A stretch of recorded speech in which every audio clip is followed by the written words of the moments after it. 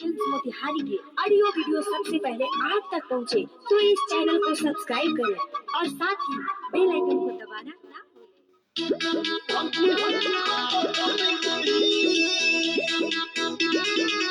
Saurabh digital recording studio Patna.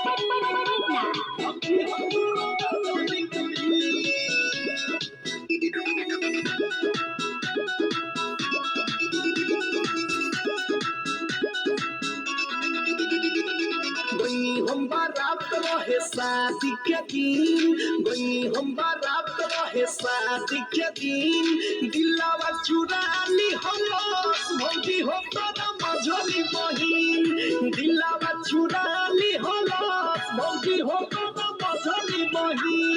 घटना जब घटल रहे लड़की वो जाती, घटना जब घटल रहे लड़की वो जाती, दिलावा चुरा ली हलस भौजी हो तोरा मझली बहिन, मारावा में दिल ले गईल भौजी हो तोरा मझली बहिन। भौजी हो तोरा मझली बहिन। Presented by SSS Motihari।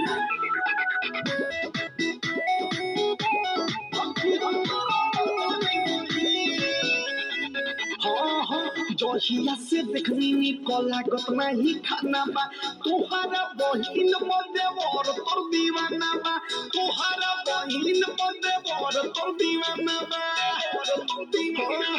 जहिया से देखनी निकला गत नहीं खाना बा, तोहरा बहिन मदेवर तोर दीवाना बा, तोहरा बहिन मदेवर तोर दीवाना बा। रहलो न जाता भौजी हो सुनो दिलावा चुरा ली हलस मरवा में तोरा मझली बहिन।